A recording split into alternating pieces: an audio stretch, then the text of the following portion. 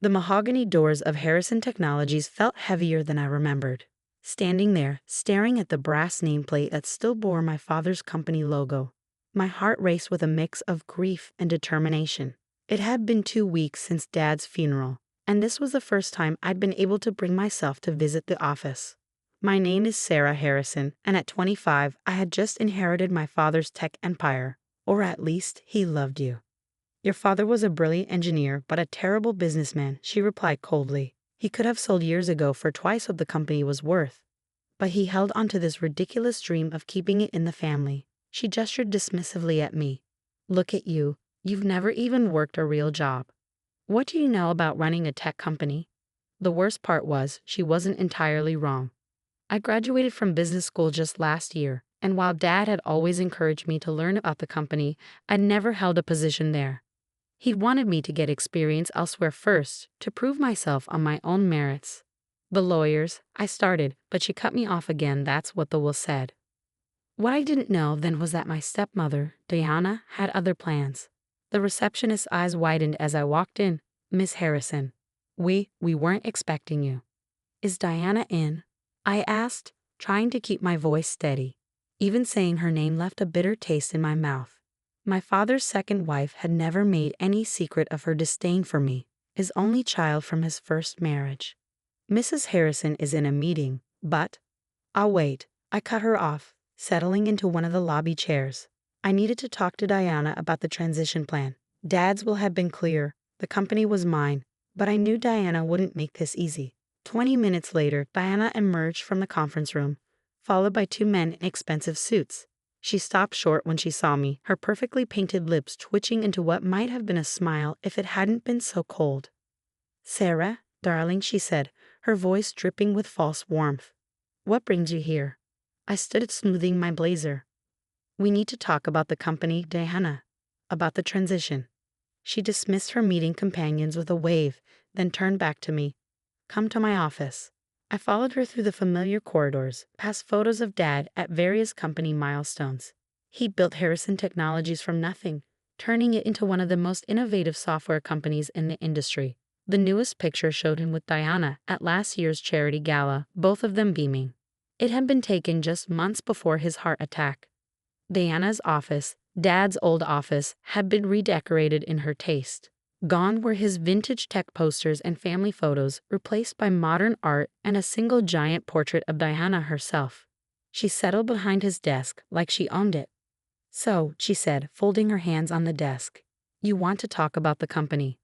I took a deep breath. Yes. Dad's will was clear. I know you're acting CEO, but the company belongs to me now. I want to discuss how we'll handle the transfer off. Her laugh cut me off. Sharp, mocking, it echoed through the office. Oh, Sarah, how naive are you? She reached into her desk drawer and pulled out a thick folder, sliding it across to me. Take a look. With trembling hands, I opened the folder. Inside were sale documents, contracts, transfer of ownership papers. My eyes caught on the dates. They'd been signed 3 days after Dad's funeral. What is this? I whispered, though I already knew. Diana's smile widened. I've sold Harrison Technologies to Vertex Solutions. The deal closes next week. The room seemed to spin. You can't do that. The company is mine. Dad's will. Dad's will left you his shares, she corrected, her voice sharp. But as acting CEO and with the board's approval, I have the authority to negotiate a sale. And I did. I flipped through the documents, my hands shaking. This is illegal. I'll fight it. With what? Your trust fund? She laughed again. Face it, Sarah. You're just a child who knows nothing about business. Your father may have had some romantic notion about you taking over. But this is the real world. The company needs experienced leadership, not a naive little girl playing entrepreneur. I stared at her, finally seeing the truth of what Dad had never wanted to acknowledge. Diana hadn't married him for love. She'd married him for this moment, the chance to cash out his life's work. How long have you been planning this? I asked, my voice barely above a whisper. She shrugged, examining her perfectly manicured nails. Does it matter? The deal is done. Vertex is paying well above market value. The board has approved it. And there's nothing you can do about it. Dad trusted you, I said, standing up. Have already reviewed everything. It's ironclad, Sarah. You can waste your inheritance on legal fees if you want, but it won't change anything. She stood up, smoothing her designer dress. Now, if you'll excuse me, I have actual work to do. I left her office in a daze, barely registering the pitying looks from employees who'd known me since I was a child. In the lobby, I passed the wall of company milestones. Photos of Dad, your father's original patents. The ones that formed the foundation of Harrison Technologies. They weren't actually owned by the company. He held them personally and licensed them to Harrison Tech. I sat up straighter. What does that mean? It means that according to his will, those patents now belong to you. Diana can sell the company, but without those patents, he smiled slightly. Well, let's just say Vertex might not find their purchase as valuable as they thought. Hope flickered in my chest, so I can stop the sale. James shook his head. No, but you can use this as leverage. The question is, what do you want to do with it?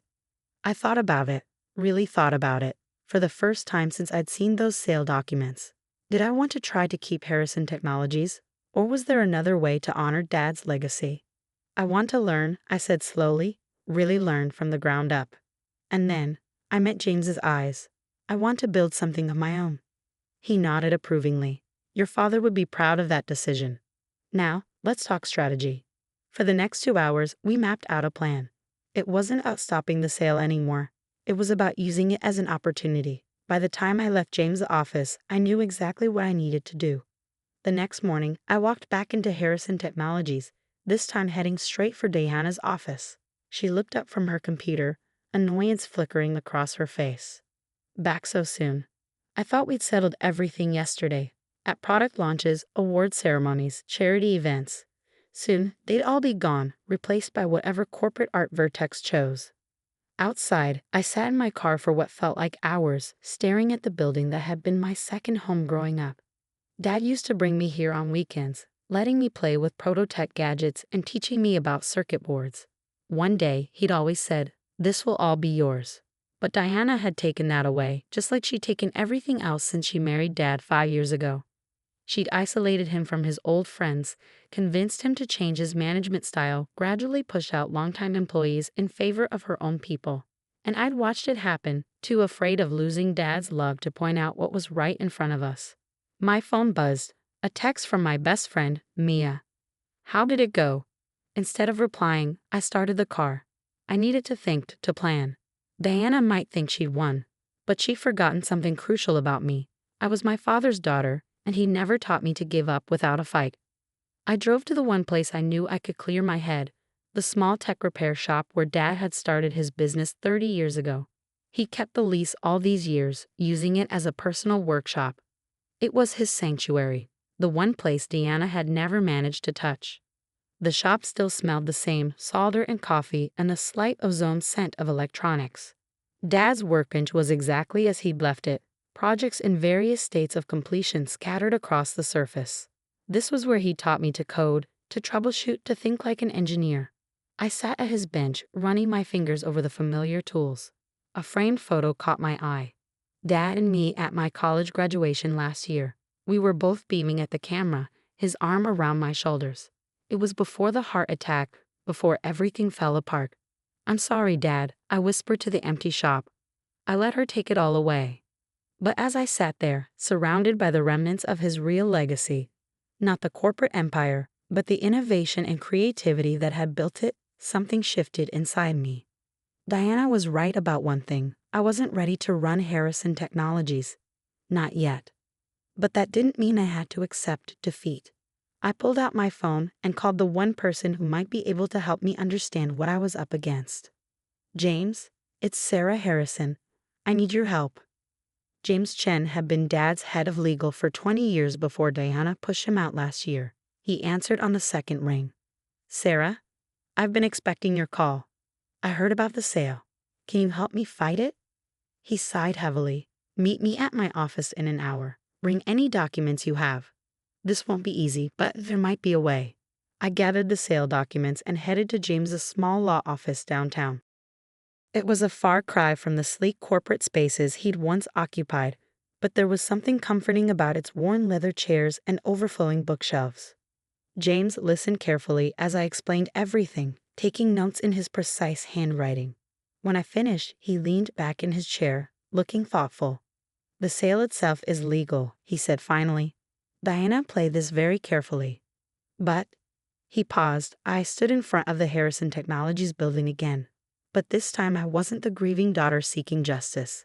I was Sarah Harrison, CEO of Phoenix Innovations, and I was here to buy back my father's company. I stood in front of the Harrison Technologies building again.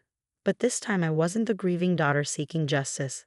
I was Sarah Harrison, CEO of Phoenix Innovations, and I was here to buy back my father's company. I stood in front of the Harrison Technologies building again. But this time I wasn't the grieving daughter seeking justice.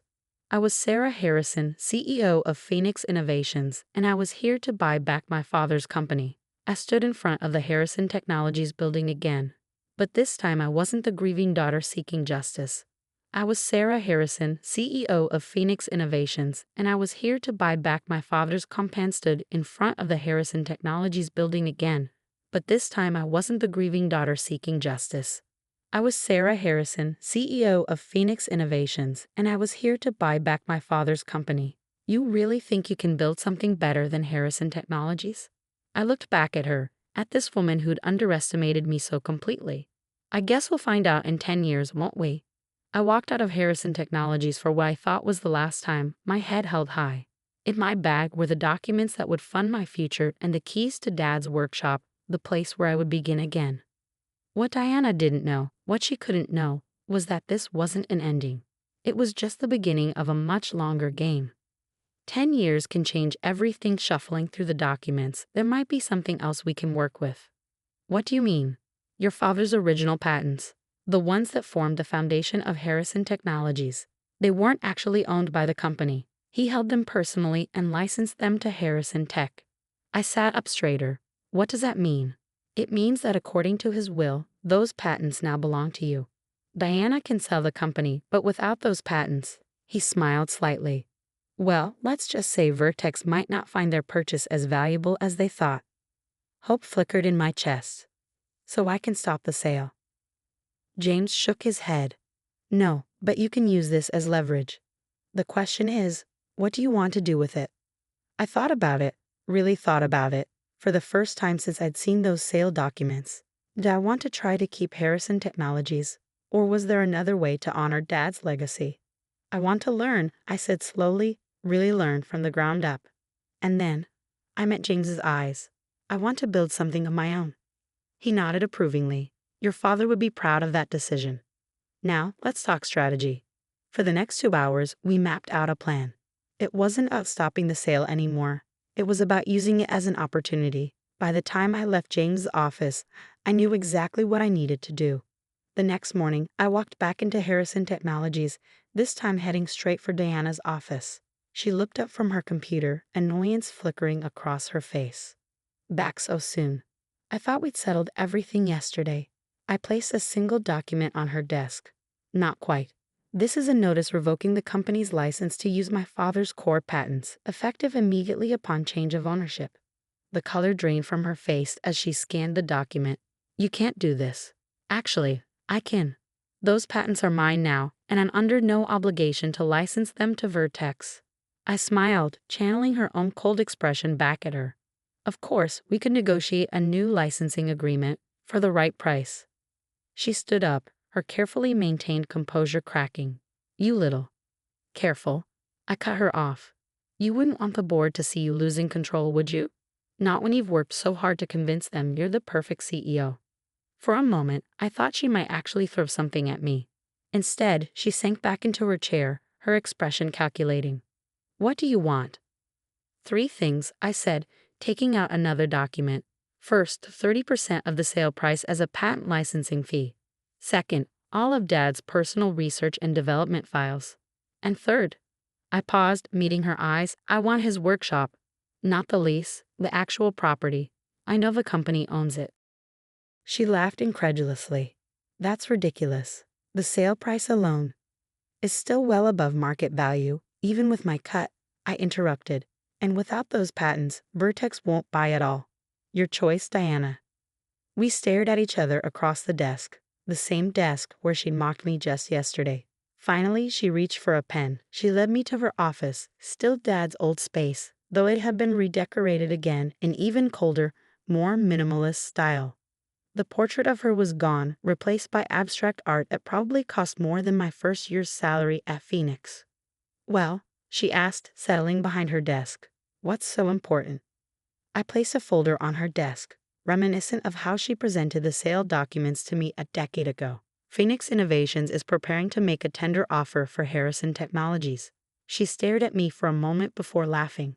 "You can't be serious." "Completely serious." I opened the folder, showing her the numbers. "Your stock price is at an all-time low. The board is unhappy. Your last 3 products have failed to meet market expectations. Phoenix, on the other hand, has been growing exponentially." "This is absurd," she said, but I could see the fear creeping into her eyes as she scanned the documents. "The board would never."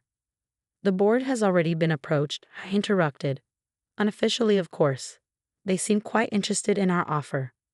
"You've been planning this all along," she accused, her voice shaking slightly. I smiled.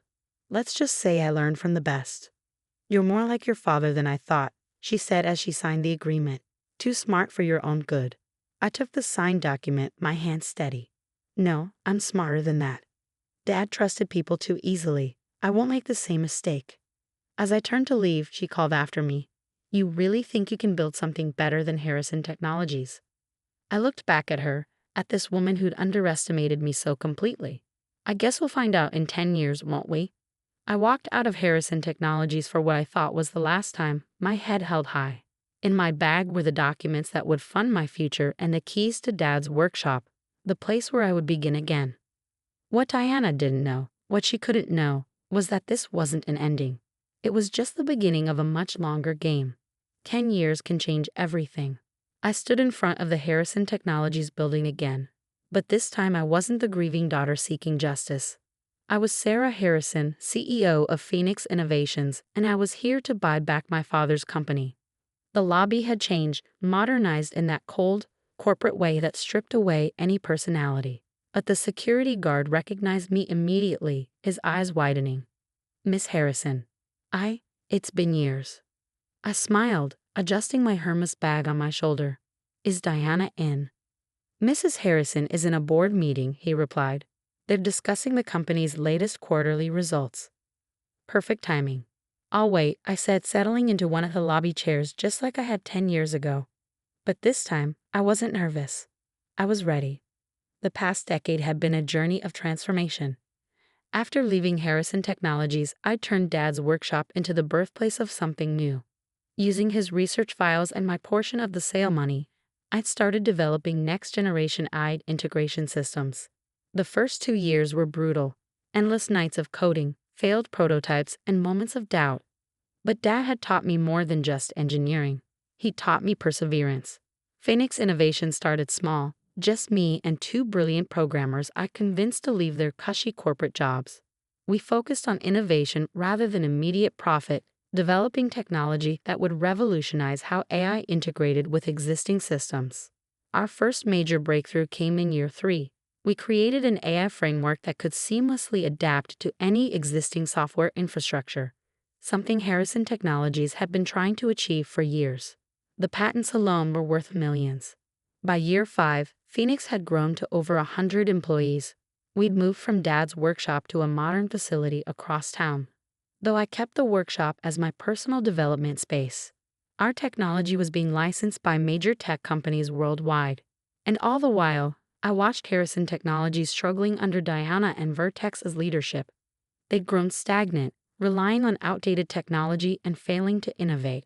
Their stock price had been steadily declining for the past 3 years, which brought me to today. The boardroom doors opened and executives began filing out, their faces grim.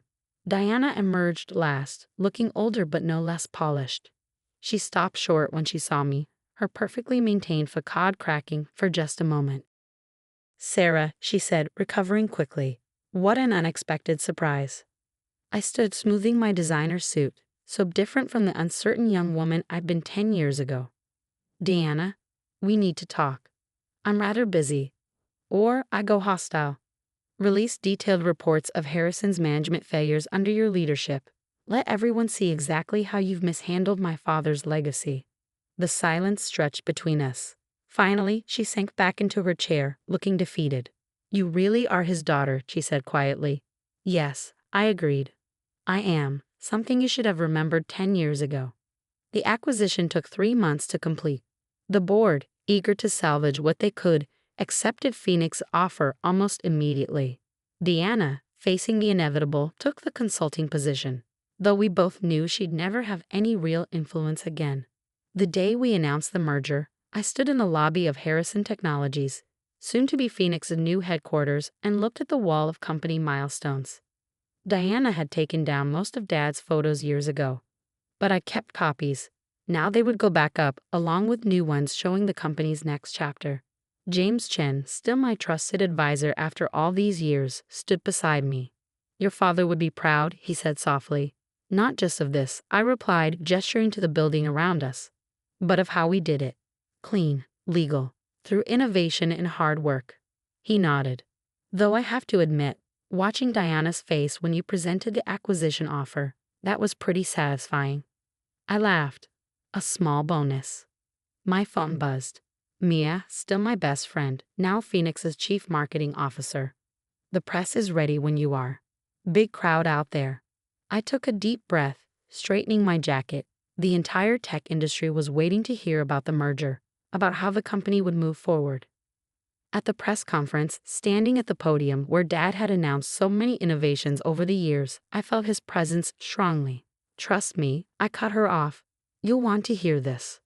She led me to her office, still Dad's old space, though it had been redecorated again in even colder, more minimalist style. The portrait of her was gone, replaced by abstract art that probably cost more than my first year's salary at Phoenix. Well? She asked, settling behind her desk. What's so important?